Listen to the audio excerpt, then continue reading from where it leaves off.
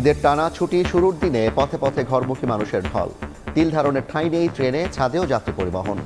বাস লঞ্চেও ভিড়, বাড়তি ভাড়া নেওয়ার অভিযোগ। বাড়ি যাবো পরিবারের নিয়ে একসাথে ঈদ করবো, এটাই আমাকে সবচেয়ে বড় আনন্দ। এতটা ভিড় যে ভেতরে ঢোকাই যাচ্ছে না। বাসের দুর্গন্ধ আমার সহ্য হয় না, লঞ্চে অনেক ভালো লাগে। ভাড়া বেশি যাইতেছে, 1500 যাইতেছে। শ্বশুরবাড়িতে যাচ্ছি করতে।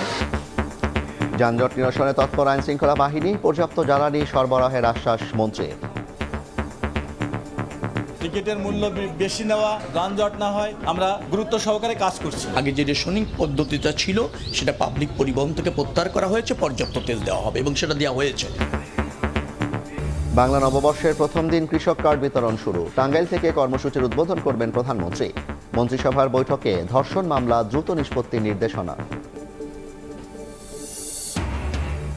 সিটি কর্পোরেশন ও জেলা পরিষদে প্রশাসক নিয়োগ গণতন্ত্রের ওপর আঘাত, অভিযোগ জামায়াতের। চাপিয়ে দিয়ে আধিপত্যবাদ মেনে না নেওয়ার হুঁশিয়ারি বিরোধী দলীয় নেতার। পানি উন্নয়ন বোর্ডের জায়গা দখল করে উত্তরার বোর্ড ক্লাব। সরেজমিনে গিয়ে নতুন নির্মাণ কাজ বন্ধ করলেন মন্ত্রী। সরকারি জমি উদ্ধারে সারা দেশে অভিযান শুরুর ঘোষণা। এবং ইরানের নিরাপত্তা কাউন্সিল প্রধান লারিজানিকে হত্যার দাবি ইসরায়েলের। তেল আবিবে তেহরানের হামলা অব্যাহত। হরমুজ ইস্যুতে মৃতদের পাশে না পেয়ে ক্ষুব্ধ ট্রাম্প।